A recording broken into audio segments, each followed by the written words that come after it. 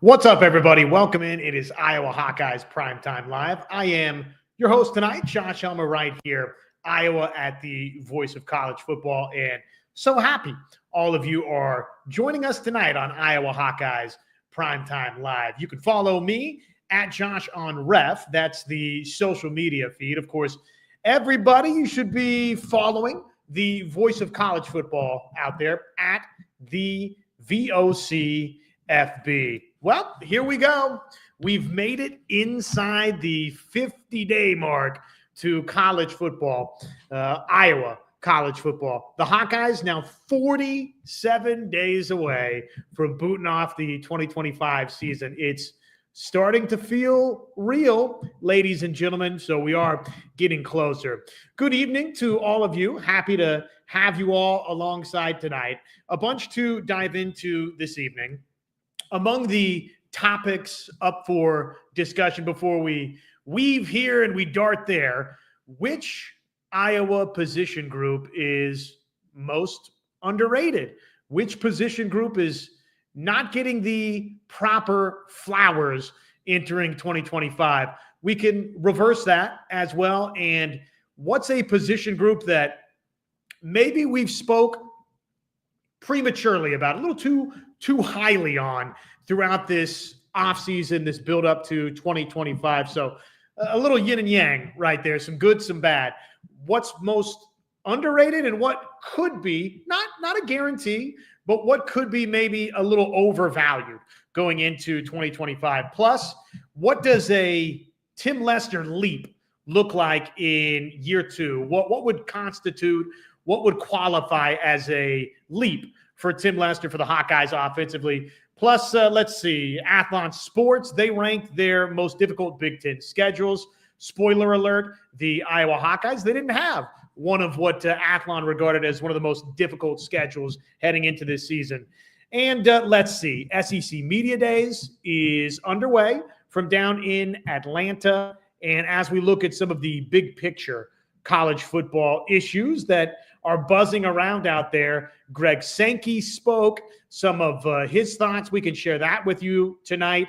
Those have seemingly been more and more in contrast with what Big Ten Commissioner Tony Petitti, what he wants to see happen or what he envisions for the future of the college football playoffs. So we can dissect some of what we heard from Greg Sankey from SEC Media Days, and who knows, maybe a little Caitlin Clark discussion. Alvaro Fulgaris, he had his best performance at the U20 Eurobasket tournament, so that was good to see. We can talk about all of that tonight. So, okay, let's jump right in, though. The topic du jour this evening, which position group is most underrated? And, well, you've got my vote right here on your screen tonight, Iowa Hawkeyes Primetime Live. Like and subscribe. Follow us. Like and subscribe. That's the best way to support me, support this channel. The most underrated position group, and I went back and forth with a couple of position groups, other positions that I thought about. Linebacker for Iowa, defensive line collectively. You could say the edge rushers for Iowa. You could say the defensive tackles for Iowa, defensive line collectively. But if you wanted to just say one or the other, defensive ends, defensive tackles, I think that would have been a reasonable direction to go for most underrated. Defensive backfield came to mind for me, either corners or safeties as one of the most underrated groups. Question marks there, not totally sure what we're going to get. So you could say most underrated. You could even say most overrated with the defensive backfield. So that was a group that I think when you think about corners, when you think about safeties for Iowa, there could be quite a bit of volatility there. There could be some legitimate variance there in whatever this season delivers. So thought about those guys a little bit. Are we undervaluing corners, safeties, tight ends? Addison Ostringa, Zach Ortworth. Tight end has been a position for the Iowa Hawkeyes where you are accustomed to great tight end play.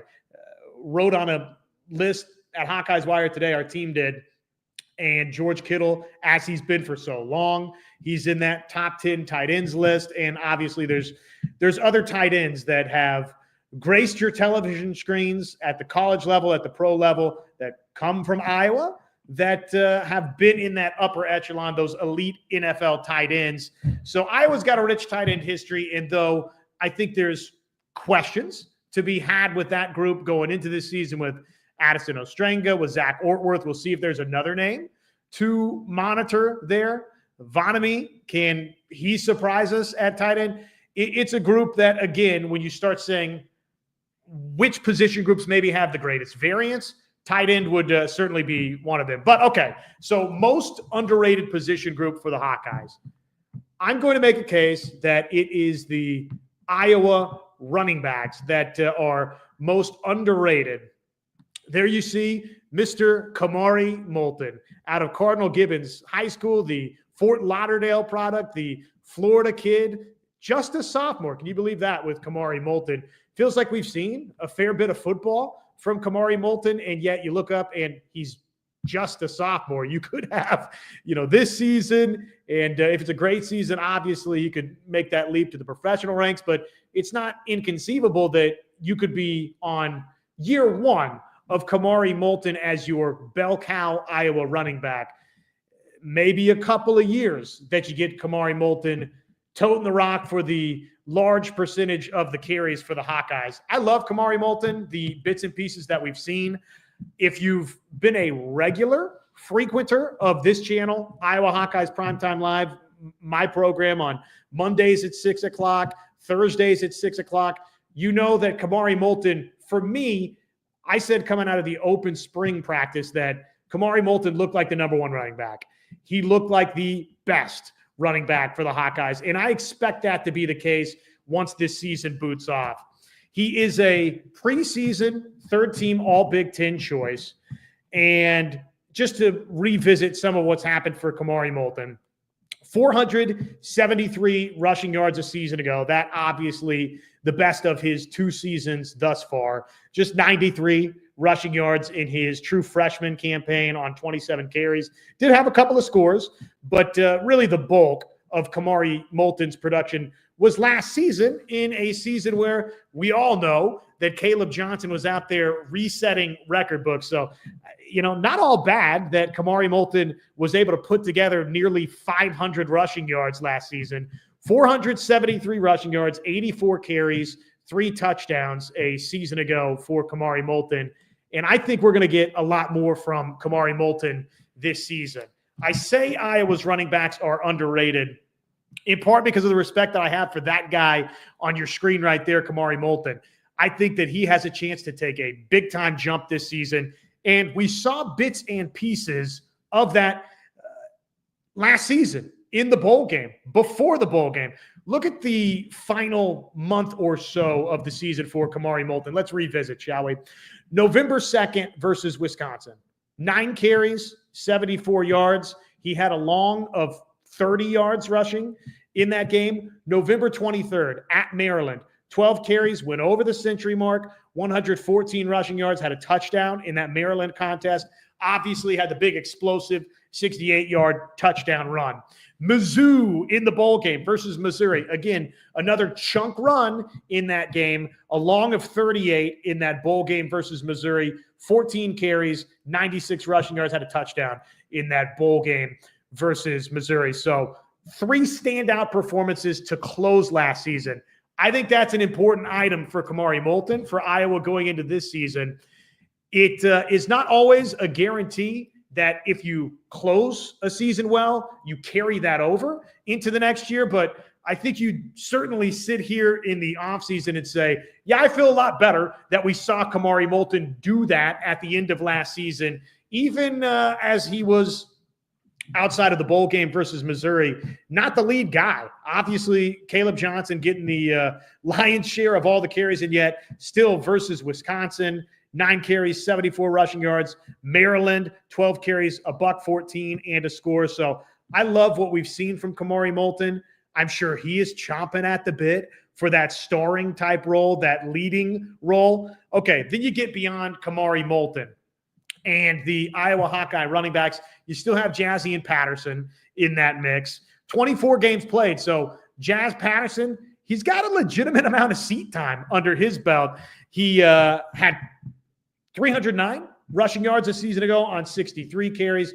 Numbers in 2023 and 2024, pretty similar for Jazz Patterson, 206 rushing yards in 2023 on 58 carries. So 58 carries in 23, 63 carries in 2024. And each of those carries figures could certainly go up for Jazzy and Patterson this season with the Hawkeyes. 562 rushing yards so far in his career on 135 carries. He's got 4 rushing touchdowns. We've seen Jazzy and Patterson at times, similar to Kamari Moulton, delivers some nice things. The run versus Iowa State comes to mind with Jazz Patterson. Beyond Moulton, beyond Patterson, who I think certainly I feel really convicted, Kamari Moulton at the top of the depth chart for Iowa. That was the case in the spring prospectus. Looking at the depth chart, Kamari Moulton, not an end-all, be-all, but he was the number 1 running back going into the spring, the depth chart we've seen so far. Jazz Patterson, the number 2 running back, according to Iowa. So that's your 1-2, at least for now. And I feel pretty convicted that Kamari Moulton is that number 1 Iowa running back and will remain that number 1 Iowa running back. But beyond those 2 guys, you got Terrell Washington Jr., who I would love to see Iowa and Tim Lester. This is maybe a discussion for another topic, another day, or later on this evening. I'd love to see Iowa continue to involve Terrell Washington Jr. more, both in the run game, get him some jet sweep action, in the throw game. I'd like to see you just dump it off to him out in the flat, or have him go run some traditional slot receiver type routes. I just want to see Tim Lester get into his bag and involve TJ Washington Jr. a little bit more. But at any rate, that's another running back. He's working in that running back room for Iowa. Nathan McNeil, true freshman, who I thought, again, was a name coming out of the open spring practice that was very impressive for Iowa, showed some flashes, some reasons to be optimistic. And then you got Brevin Dahl and you've got Xavier Williams. So Moulton, Patterson, TJ Washington, McNeil, Dahl, and Williams. That's a pretty good 1 through 6 running back room. I know that the star power of Caleb Johnson, you're clearly replacing that, and that will not be duplicated this season. I don't think Kamari Moulton or any of these guys are going for 1,537 rushing yards and 21 touchdowns rushing, and what was it, 23, I think, total touchdowns for Caleb Johnson, the big superstar touchdown late versus Nebraska that won that contest, saved it, and then set up the win for the Hawkeyes. So you're replacing some big-time star power. We all know that. We all understand that. And because of that, that lends itself to where people say, oh, Iowa, they're taking a big step back in the backfield. And look, it's going to be I think, drop off clearly from Caleb Johnson to Kamari Moulton, just in terms of sheer star power. But if the offensive line is good, and if you add a more complementary passing game, then I don't think that Iowa rushing attack will fall off as much as maybe some people out there are hoping or thinking that it might. And that's with full understanding of and respect paid to Caleb Johnson, what he was for the Hawkeyes a season ago. So that's my vote. Most underrated position group for the Hawkeyes headed into 2025. I'm going with running backs because, again, I think it's easy for folks out there nationally to get caught up in, well, wait a second, you just had this Caleb Johnson kid who set all these single-season Iowa marks, program records. He's gone, and you expect to duplicate anything similar to that on the ground through the air with your running backs in 2025?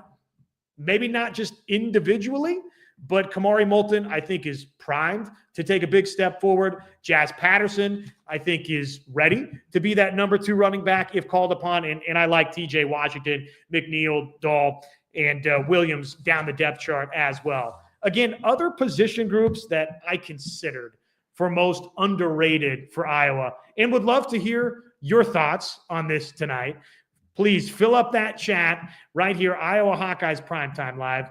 I am Josh Elmer. So happy you're hanging out with us on Iowa at the Voice of College Football tonight. You can tweet me. You can follow me at Josh on Ref. I would encourage everybody as well to check out my work, the team's work at HawkeyesWire.com, and follow us. Hawkeyes Wire, that's on Facebook, that's on Twitter, you name it, at Hawkeyes Wire. Would really appreciate if you'd support my work and the team's work there as well. But other positions that I considered for most underrated, though, again, I feel like each of these three position groups has the possibility for some legitimate variance in terms of, okay, what's that ceiling look like? It could be great. What's that floor look like? It could be not what we're accustomed to. Other positions I considered: cornerback, safety, and tight end. Just don't totally know what to expect with really any of those position groups, do we? You're optimistic. You hope that either Addison Ostringa or Zach Ortworth, that those guys can take a legitimate jump forward. And just based on Iowa's track record, you feel like, okay, well, the Hawkeyes, they got a pretty doggone good history of tight ends performing.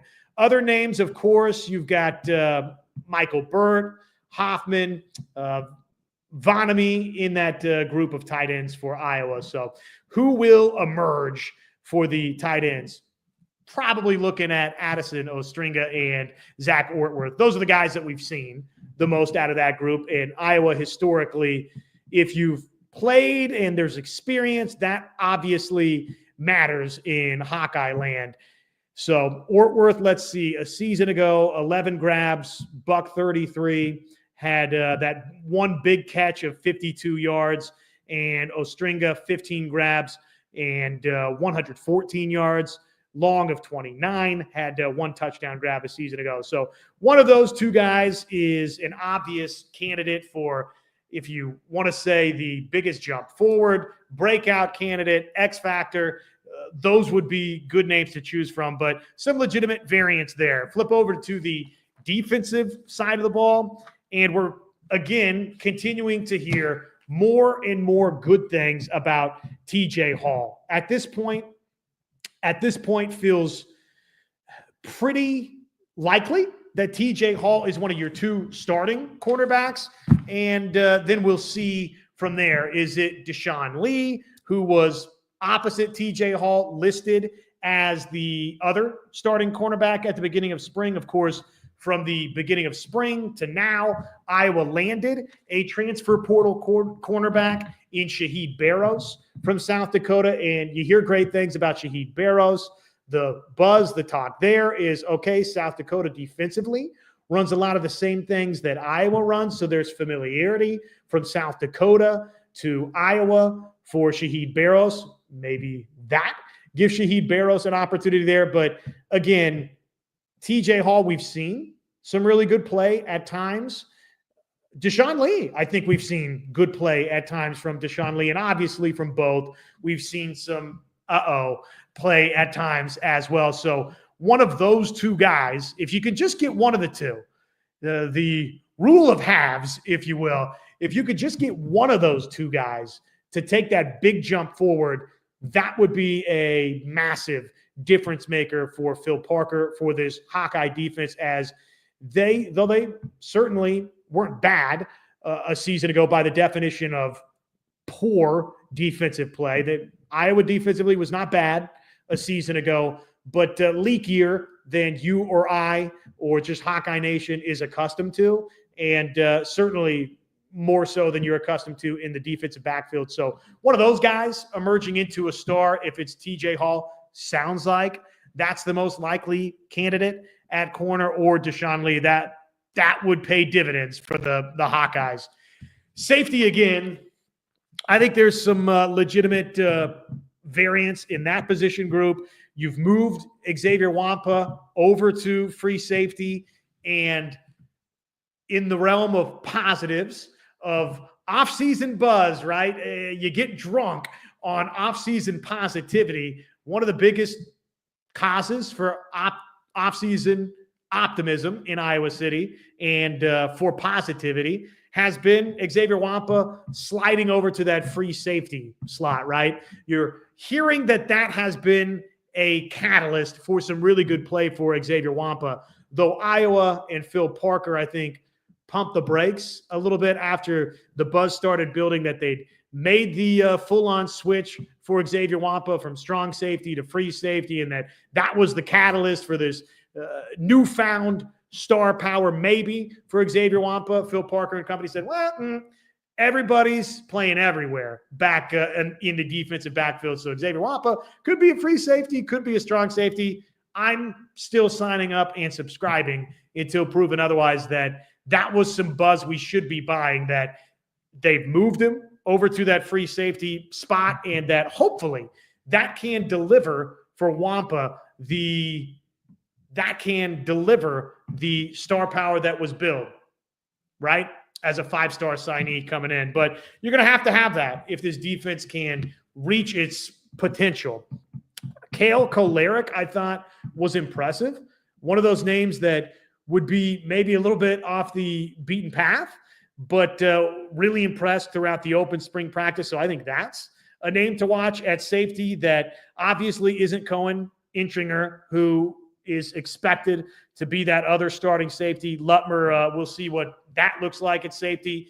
But, look, again, I think corner, safety, tight end, great variance with all of those groups. They could have a very, very high ceiling. That floor, unfortunately, could be lower than we think. Okay, before we get to the most overrated position group or position groups for Iowa going into 2025, allow me to say hello to all of you tonight and get caught up on some of your viewer mail, if we will, this evening right here in the chat. Please fill it up, ladies and gents. Want to just turn this into a forum for you guys, for us to go back and forth and turn this into an Iowa dialogue every single week right here. Iowa at the voice of college football and Iowa Hawkeyes Primetime Live, of course, the name of this program. I'm your host on Monday nights at 6 o'clock, on Thursday nights at 6 o'clock, right here, Iowa Hawkeyes Primetime Live. I'm Josh Helmer, but let's hear from you. Logan, you were in early tonight, Logan. Let's go Hawkeyes. You tossed that in before we ever came live tonight. Logan, always great to see you. Good evening to you. The question, and you've been hammering on this drum a little bit, is Kirk going to let Tim actually call the game as he sees fit? Remember, in a presser, Tim said he had to ask to throw a deep ball, and it was voted down by Kirk and his syndicate. Okay, I will push back a little bit against that comment in this regard. I remember the press conference from a season ago that you're referring to, and I do think Tim Lester, at times, and it's refreshing, has a great enthusiasm about himself, first of all. He loves calling offense. He's got a passion. He's got a fire for his playbook and this Shanahan-themed offense and installing it and getting the timing and all the different quirks and nuances of this offense down and fully installed and flying high in Iowa City. So at times he's, fired up and he's transparent, he's open, he's honest, but he's also, I think, he's got a personality about him to where he can be maybe even a little sarcastic at times with the media. So I thought there was a little bit of that where a reporter had asked Tim Lester, hey, do you have full reign of this thing? And out of respect to some degree to Kirk, I think he said, no, he'll woe me up at times. But by and large, I think that Kirk Ferentz has relinquished a lot of power, a lot of say in this offense as he needed to. Given where Iowa was offensively before Tim Lester showed up, there really was there is no reason to not fully give up the reins. If you were looking over the shoulder of Brian Ferentz, and if that was in any way, shape, or form, and previous offensive coordinators that predate Brian Ferentz at Iowa as well, if that was any part of the failures at Iowa, which the conservative play calling, the turn and handoff, call it conservative. Don't drop back and throw the football in situations where you make yourself so predictable and boom, you turn and punt the football away. I can understand where obviously at times that would lead you to believe that it's Kirk Ferentz. He's pulling all the strings. He's pushing all the buttons offensively for Iowa. And that very well, I think, has been the case for the Hawkeyes, certainly at times and definitely throughout, Brian Ferentz's reign and other offensive coordinators. I think Tim Lester, call me crazy, I think he's got more latitude to do and to call what he wants to call, to run what he wants to run. So I chalk a little bit of that up to the personality of Tim Lester in a press conference setting, kind of being a little playful. And I don't know that there's as much woe up in what Tim Lester wants to call as you might think. I think the quarterback situation last season for Iowa clearly was not what Iowa hoped that it would be. And that was because, guess what? Damaged goods arrived in Iowa City. And that's not to just sit here and slight Cade McNamara. It was a big transfer portal recruiting victory for Iowa when it happened, but that's how it played out, right? Not that Cade McNamara definitively came in as damaged goods, but that's how it played out. He just was not ever healthy in Iowa City. So you didn't get the quarterback that you thought you were going to get. And from there, Brendan Sullivan, he was good for you at times, but it was probably a little bit before he was ready to fully grab the reins of this Tim Lester offense. And obviously this offseason when Iowa made the decision to go get another transfer portal quarterback in Mark Gronowski, that led to Brendan Sullivan exiting stage left, which I think we all get, we all understand. And you want to see Brendan Sullivan go somewhere else, be a starting quarterback and have success, and he'll have the opportunity to do that. I do think that he had the chance to take a step forward this season, but okay, injuries and his decision to leave didn't allow that to happen. Jackson Stratton, I like what I've seen from Jackson Stratton, but again, he was a part of that group still learning this Tim Lester offense. So I don't know if at times Tim Lester totally trusted the quarterbacks that were under center last season for Iowa. And then plus you got to also factor in the realization that let's not take the football out of Caleb Johnson's hands. Let's turn and feed him the rock. Let's see. Seth chimes in. Patterson has added 15 pounds of muscle. That's great news. That's fantastic news for Iowa. And Coyle, stipulate. Am I Coyles? Stipulate. Kamari looked great in the bowl game. Yes, he did. I can see Kamari Moulton with 1,000 rushing yards. Seth, I think if this season for Iowa is going to involve a leap forward, which I want to dive into what that looks like here in a moment with Tim Lester offensively, Kamari Moulton's going to have to go over the century mark. He'll have to be a 1,000-yard rusher because he's the most obvious candidate to be that guy for the Hawkeyes this season. We have tons of young skill positions with All-American linemen and a good quarterback. Let's see. Any news on the rumor that Spincey was seen working with Iowa's new QB1? That has me very nervous. It would be like saying Deacon Hill was spotted at an all-you-can-eat buffet. Wouldn't stand a chance. Easy now on that physique for Deacon Hill. Look, Spencer Petras, I think, can coach quarterbacks. I think that that would not be a bad thing for Iowa if and when that happens. Just because you didn't play the position great for Iowa doesn't mean that you don't understand mentally what it takes to coach somebody else up to it. So I've always said that if and when Spencer Petras gets involved with the Iowa coaching staff, that would not be a shocking development. And I actually think it'd be good. I thought he sat up there and handled and took all of the criticism, took all of the bullets, and he didn't have to do that, but Spencer Petras did it with a good attitude. And to me, that's the mark of a leader. So if and when he gets involved with Iowa, I don't think that'd be a bad thing at all. Seth likes Ortworth to make that jump to be a little underrated, and I hope you're right. CJ's World. Xavier Wampa has been mediocre, unfortunately. I hope he has a chance to be a star this year. Yeah, and you guys can help me out on this. I don't know what the list of biggest disappointments would look like. And I'm just talking true Hawkeye history book here.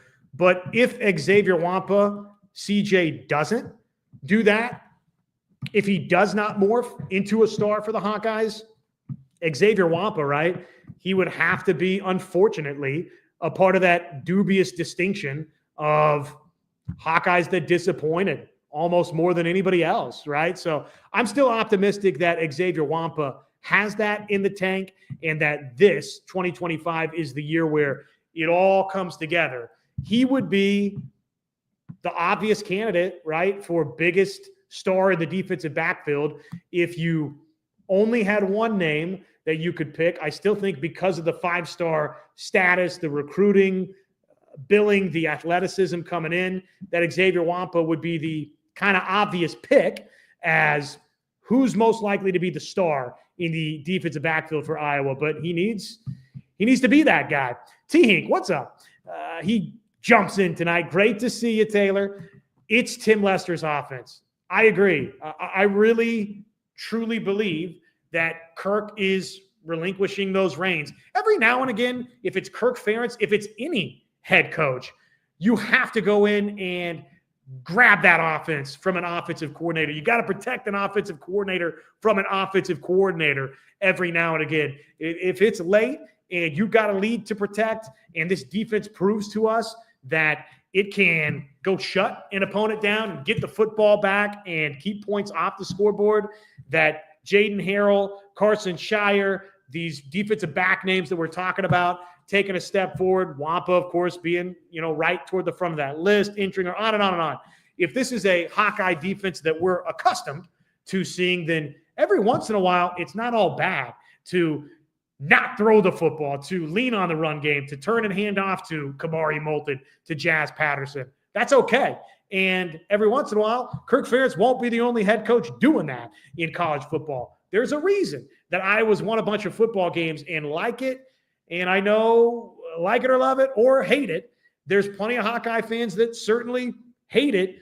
But look, you have to say, you got to get better. You got to go beat those ranked opponents. It's been embarrassing versus ranked opponents for the last however many years for the Hawkeyes.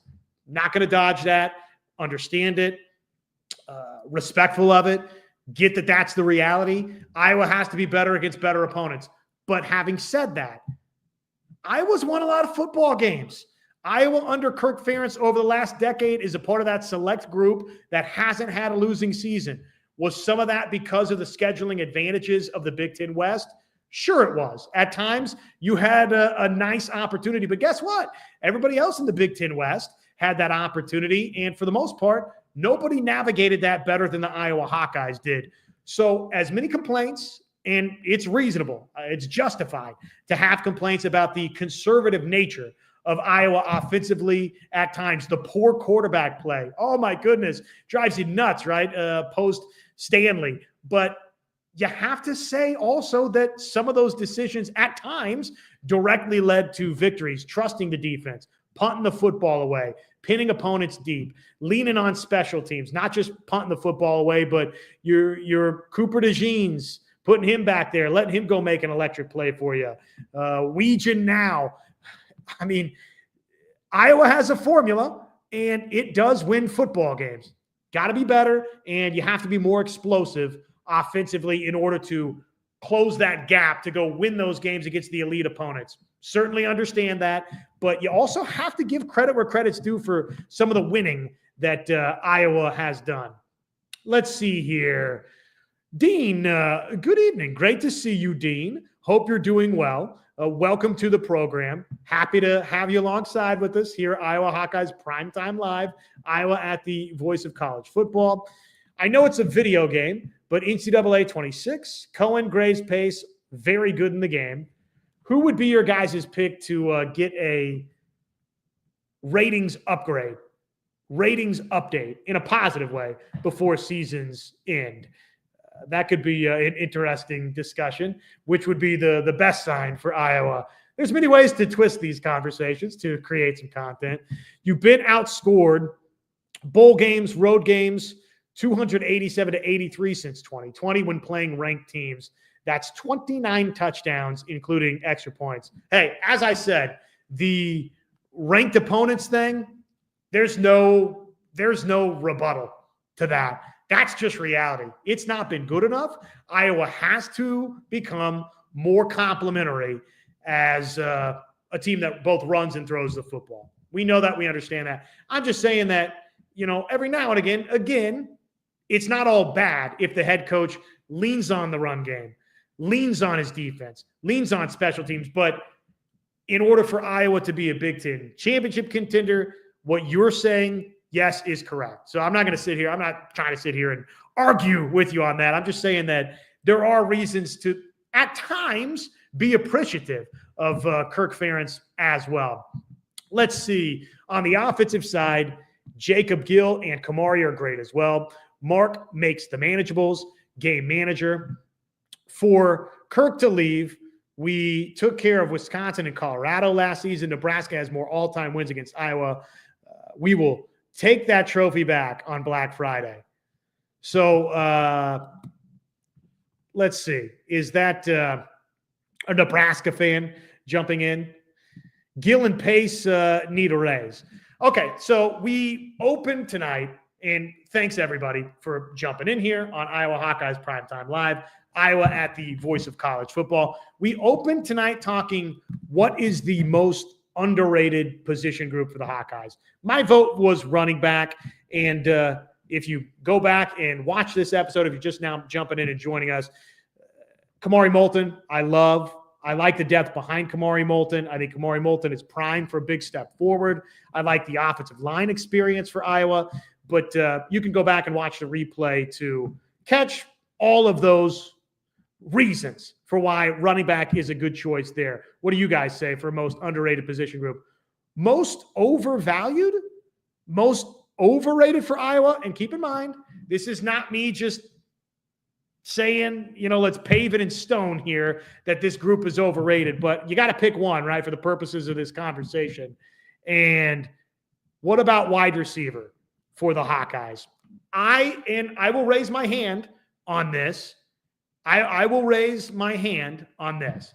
I've been someone that has said this might be the best wide receiver group in some time for the Hawkeyes.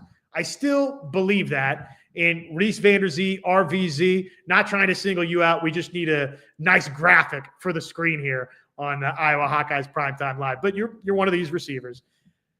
Are we overvaluing this group to some degree?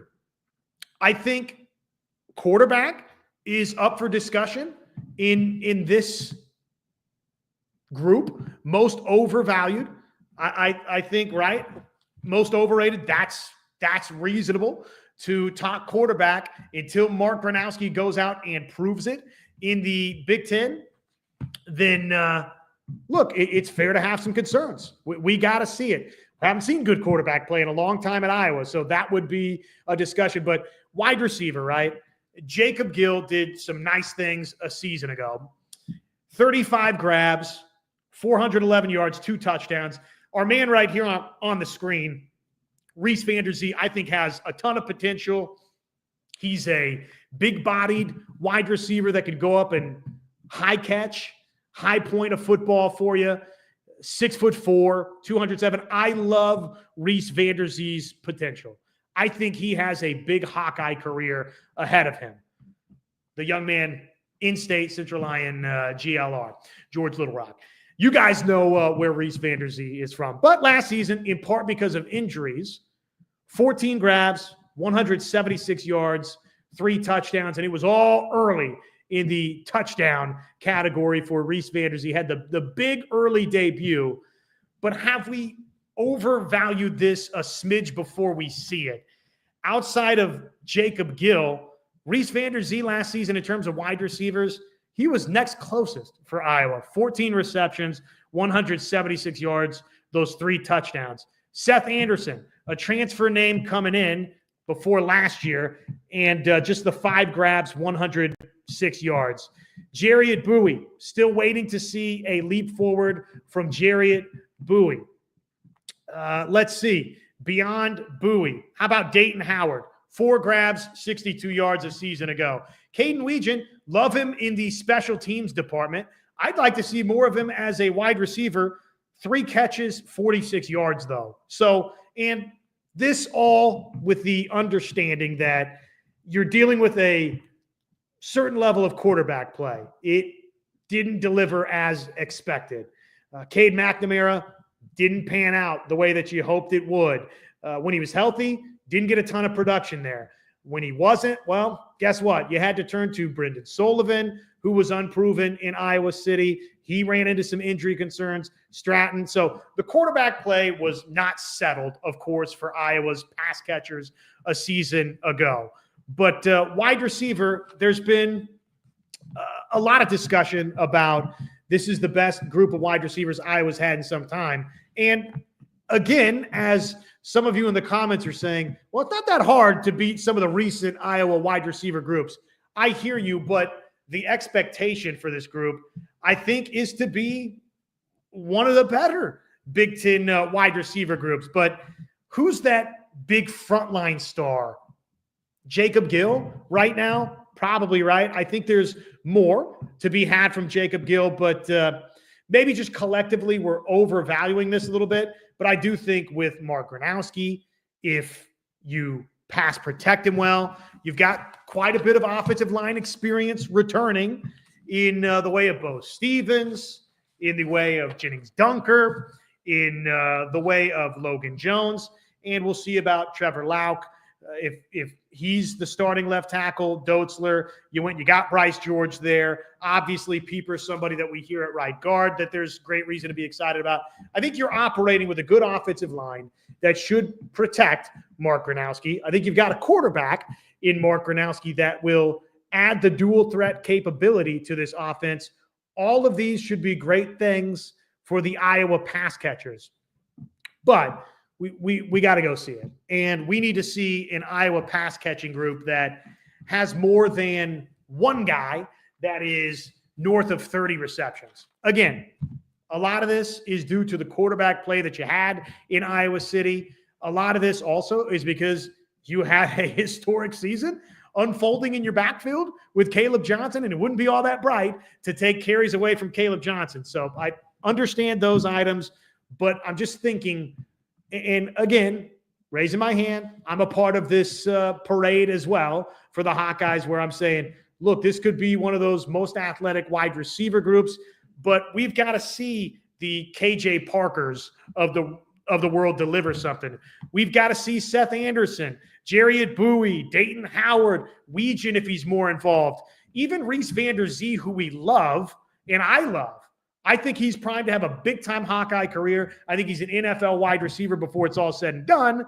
He's got to stay healthy, and he's got to have more than 14 grabs and 176 yards, right? So I'm just saying, if I got to pick a most overvalued going into next season, or maybe a little bit overrated based on the way the fan base is talking, the way I have been talking at times throughout this offseason, wide receiver, right? So, again, other position groups that I considered, quarterback, just because, okay, you're the 2-time national champion at the FCS level. I think Mark Gronowski is going to be a stud.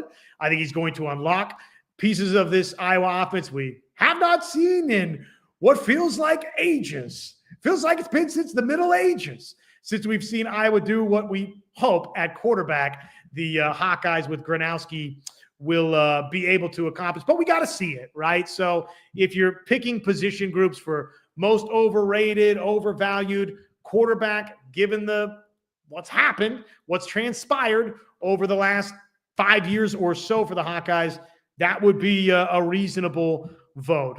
What other position groups would be in that mix for maybe a little bit overrated out there? Tight end, can't say that about those guys, I don't think. Maybe you could if you're of the mindset that Addison Ostringa and Zach Ortworth, if I could speak here, Addison Ostringa and Zach Ortworth, if they just you snap the fingers and one of those two guys morphs into that NFL tight end of old that you've had in Iowa City. Maybe that's a little bit premature. Probably got to see it over there. I don't think anybody right now is overrating the cornerback position. I think you're optimistic, but you're realistic about some of the leaps that need to happen there for TJ Hall, for Deshaun Lee, the jump in to Big Ten football for Shaheed Barrows. How about this? The Dino Chef. What's up, Dino? Is the offensive line overrated? Our pass protection still has a lot of question marks. That would be a reasonable submission for a group that I think you feel is one of the better, like if you power ranked position groups going into this season for Iowa, probably a lot of Hawkeye fans would, I think most everybody would say defensive line, right? Defensive tackle, defensive ends, those would be, and if you combine them for sure, that would be that number one power rated unit. And then right behind that, a lot of Iowa fans might say offensive line is the next power ranked unit. Can I talk you into quarterback because of Mark Gronowski and your transfer portal addition of Hank Brown, of Hecklinski? Maybe, right? Can I talk you into that? Jackson Stratton? Maybe. But I would say defensive line, clearly, if it's collective, defensive tackle, defensive ends, you would get strong consideration there from Iowa fans. And then right after that, offensive line would probably be one of the names that Hawkeye fans would mention for the position group that's best going into this season. So if that is the barometer, and if that is the standard that we're judging this by, then if left tackle's a problem for Iowa, if Trevor Lauk isn't the guy, at least not straight away this season, if losing Mason Richmond is a thing for Iowa, a concern for Iowa in 2025, then maybe that's a legitimate question mark. Maybe that's a little bit overvalued going into this season. Let's hope that's not the case. I think the interior of this Iowa offensive line has a chance to be pretty doggone good when you think about Bo Stevens and Logan Jones, the combined starts there. Cade Peepers had plenty of time to get up to speed and to get ready for Big Ten football. So the interior has a chance to be really good for Iowa. Obviously, Jennings Dunker at right tackle is, at least according to Pro Football Focus, one of the highest graded Big Ten offensive linemen coming back. And Lauk, highly rated kid coming in, has also had time to get in that weight training, get in the nutrition program. This is not, boom, overnight, snap the fingers into a starting role if it is his starting role. But look, it's the left tackle, and that's an important position, and maybe. Let's see. I agree, but yet Kirk gives his buddy George raises every year. George Barnett, I know, has been at the ire of the fan base, certainly at times, no question about that. And last year, though, went a long way towards solving any problems that you might have there with George Barnett. But he needs to double down. This needs to be another season where, with this Shanahan installed offense from Tim Lester, that Kamari Moulton, what I opened with tonight, that most underrated group, running backs for Iowa. Not saying you got Caleb Johnson back there, but you get a lot of that similar production, those crease runs, those explosives in the run game. And obviously with Gronowski coming in, you unlock the passing game, and you pass pro. You pass pro with those guys. But it's a reasonable question. Hey, Josh, off football topic related question. How do you guys get your graphics to look so good on StreamYard? I use some different programs out there to put some graphics together. So I will take my tip of the cap credit. I'm involved in some of that. And the other is just good leadership from Mark Rogers here at the Voice of College Football, and some of the other folks involved behind the scenes. So, but thank you for saying that. I do take time before the show. It's funny. in terms of preparation, honestly, one of the items that takes as much time or more time than any is putting the graphics together, because I do that for the most part myself. So thank you for kind words. But the rest of this, I can't take credit for all of it. What you're looking at on the screen right here is from the talented team at the Voice of College Football. Okay, let's see. I've gone long-winded on our opening topics tonight, and I had more that I wanted to get into here, and we've only got about 10 minutes left, plus more of your comments before we call it a day. Before we get out of here, just a little programming note. I will not be with you on Thursday night. We normally do a Monday 6 p.m. show, Iowa Hawkeyes Primetime Live, and we normally do a Thursday 6 p.m. show, Iowa Hawkeyes Primetime Live. Not this Thursday. It is my 1-year anniversary with my wife, my lovely wife, Amanda. We are taking a trip to Boston. So that is our summer vacation. It's my 1-year anniversary. So don't hold it against me. No show on Thursday. We'll be back as regularly programmed next week, as regularly scheduled next week. But happy wife, happy life. And that's what we're doing this week. So there will be a vacation for me coming up at the end of this week, but I'll be happy to get back, and we'll be even closer to football next week. So at any rate, if you're looking for me on Thursday, don't go looking for me here on Thursday. I'll be in Boston, and I'm not doing a show in Boston. Okay, what does a Tim Lester leap look like in year 2? What does that look like for all of you out there? There were legitimate steps forward for Iowa offensively last season. And a lot of that with what Caleb Johnson, the run game. We've talked tonight about the quarterback situation a year ago was unsettled, and hopefully that's not the case in 2025. But just, you'd have to say, based on where Iowa's offense had been, that year 1 was a definite success for Tim Lester.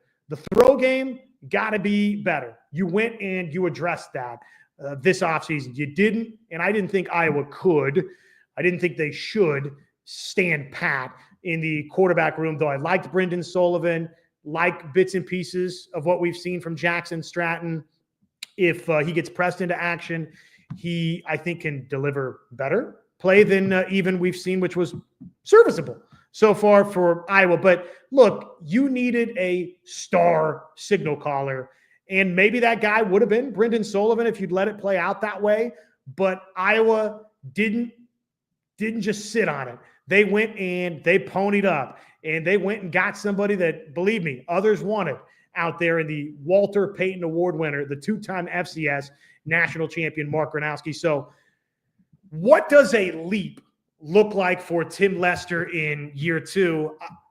I think it's simple to just, sometimes in sports media, in sports fandom, it's okay to just grab the low-hanging fruit and just state the obvious. Iowa's got to be able to throw the football in 2025. I'm not going to reinvent the wheel for you on this program on Iowa Hawkeyes Primetime Live. That's the simple way I'm judging a leap for Tim Lester for Iowa in 2025.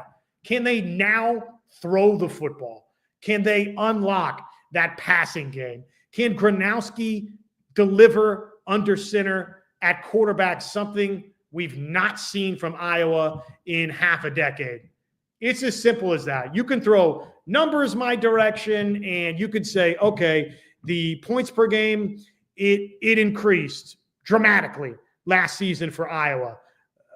From 2023 to 2024 points per game. From 23 to 24 for Iowa. 15.4 points per game to 27.7. Third down efficiency. Big time metric. Coaches will always tell you, doesn't take a genius to figure out, coaches will always tell you, what did we look like on third down? Both sides of the football, offensively, defensively. 29.4% third down efficiency in 2023, 41.3% in 2024. Rushing yards per attempt, 3.3 to 5.1. That's another reason, by the way, I like Kamari Moulton this year for Iowa. That yards per carry figure, I don't think I mentioned this earlier, 6.9 yards per carry for Kamari Moulton throughout his Hawkeye career. But okay, Iowa offensively clearly, radically improved its offense. Points per game, you almost doubled it. Third down efficiency, dramatic improvement there. Guys, we're talking about a 12 percentage points jump in third down efficiency. That's major for Iowa. Rushing yards, 3.3 to 5.1. That needs to continue for Iowa, but you got to unlock the throw game. It's really as simple as that, isn't it? So that if you want to get into the numbers on it from a points per game standpoint, would love to see that get north of 30. That would continue to climb those points per game, total scoring ranks, scoring offense ranks nationally. I think that's important to get into the upper half nationally, upper half Big Ten, upper third. Come on, baby. Can we get greedy? So there are numbers, there are metrics you could look at season's end say, okay, hey, that's what a leap looks like for Tim Lester. But to me, let's keep it simple, stupid. The KISS acronym. Keep it simple, stupid. Throw the football. Figure it out. Mark Gronowski looked like a competent, upper-level, upper echelon Big Ten quarterback. I think you can boil success or failure down for Tim Lester for this Iowa offense to that in 2025. Okay, let's see. Other items that I had. Athlon Sports released its, they posted a story anyways, on the most difficult Big Ten schedules. And I will table this until a week from today. Next Monday, we'll add this to the bucket list for next week. Iowa was not one of those most difficult Big Ten schedules. They were 12th on what Athlon Sports, how they ranked them. And what I did want to jump into, a couple of items before we get out of here. Greg Sankey, you guys know, if you watch this regularly, Iowa Hawkeyes Primetime Live, please, everybody, like, subscribe, share. That's the best favor you could do for me. If you're so gracious, there is that thanks button if you want to donate to me and to the channel directly. But the best way to feed the monster, so to speak, is to like, subscribe, share this show, tell Hawkeye fans about it, come engage in the show every Monday night at 6 o'clock, Thursday nights as well, 6 o'clock, Iowa Hawkeyes Primetime Live. But if you've been a part of this show this summer as we've launched it, you know that I love to get into the nitty-gritty of college football, the big topic issues in college football. So, of course, SEC Media Days opened up today, and Greg Sankey, the SEC commish. At one point in time, it seemed as though the Big Ten, the SEC, were in lockstep. They wanted the 4-4-2-2-1 plus 3 college football playoff expansion model. That would be a 16-team playoff. And just to briefly rehash this for you all in case you're unfamiliar, first time, probably most of you know this, but maybe some of you don't. 4 automatic qualifiers for the Big Ten, 4 automatic qualifiers for the SEC, 2 for the Big 12, 2 for the ACC, 1 to that next highest ranked conference champion out there, then those 3 other at-large bids. Under that formula, one of those 3 would be guaranteed to Notre Dame if they met that college football playoff rankings threshold, but 3 at-large bids. It all adds up to 16 teams, and at any rate, this is what Tony Petitti has been stumping for.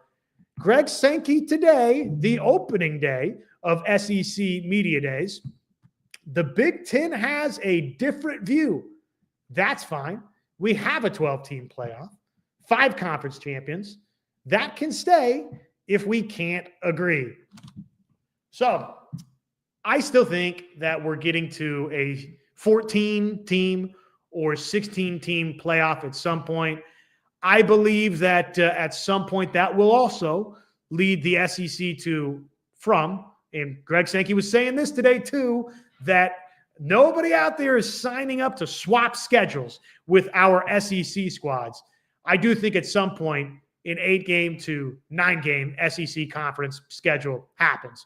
But at least for now, the 5+11 model, I think you got to say, is in the lead out there. Maybe what Tony Petitti once for college football playoff expansion. 5 plus 11, pretty simple. In case you don't know what that is, very briefly here. 5 highest ranked conference champions. You know the Big Ten's always going to be one of them. You know the SEC is always going to be one of them.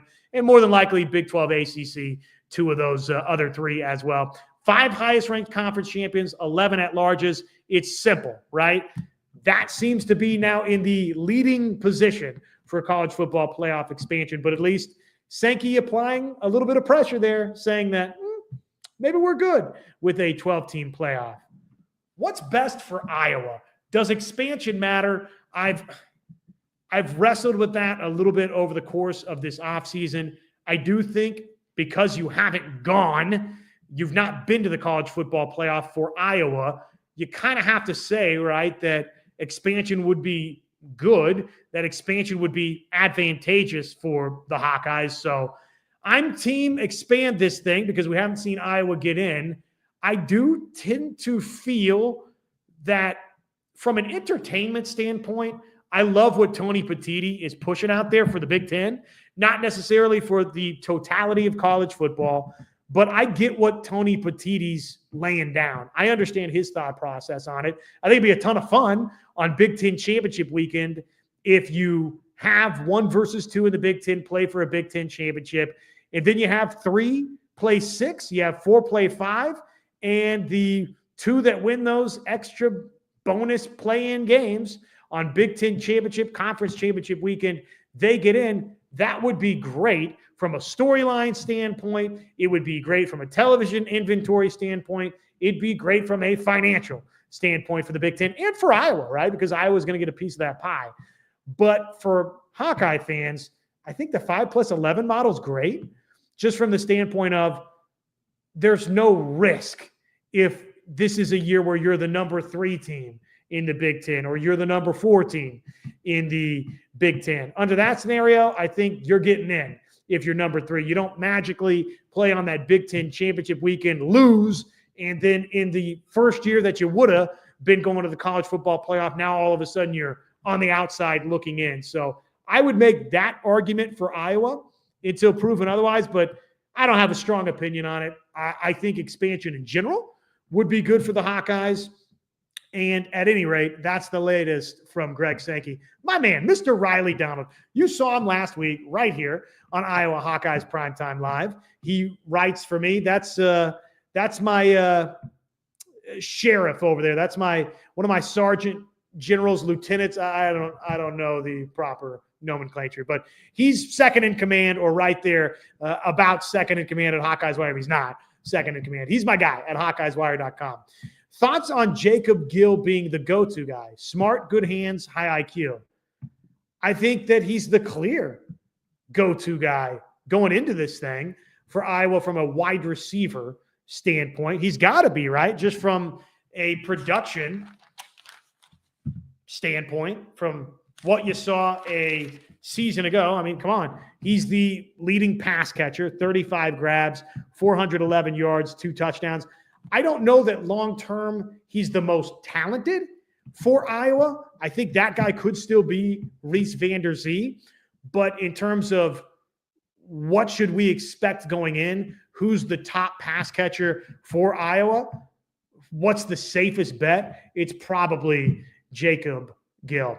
Scott, thank you for the kind words. Always nice to see you in here. I know you're a fan of this channel of Iowa at the Voice of College Football. You're in here week after week, and I appreciate you for being here and for supporting me and for supporting the channel. Happy anniversary. Yes, thank you. It's anniversary number 1 and of what will be many for my wife, Amanda, and I. We saved the wedding cake. So do you guys subscribe to the theory, the tradition that you eat the wedding cake on the 1-year anniversary? Do you have to eat the wedding cake? It's going to be disgusting. We froze it. I know it's going to be awful, but do you eat the wedding cake? Did you guys eat the wedding cake out there on your 1-year anniversaries? I'm told paper is the 1-year anniversary gift. This is all news to me as well. I'm a true man. I didn't know about wedding anniversary gifts, though. I'm learning. I'm learning about proper gifting on wedding anniversaries. So thank you, Scott, for the kind words. Let's see, maybe one or two more before we get out of here. In regards to our new quarterback one, Miami was the only one I knew about, and they stopped pursuing once they found out he had a shoulder injury. Well, and they also had a lot of money to spend, right? But see, that's interesting that you say that Miami dropped out once they found out he had shoulder injury, because Miami brought in Carson Beck, and Carson Beck, we have no idea what that's going to look like for Miami going into this season. He had major offseason surgery. So if that's why Miami called off the Dogs for Mark Gronowski, okay, you had your own educated financial gamble there as well. Let's see. I just want us to score a touchdown on a Big Ten ranked team's first team defense. Amen. Amen. I hear you. No doubt about it. Hey, everybody, let's see. Somebody's birthday's coming up.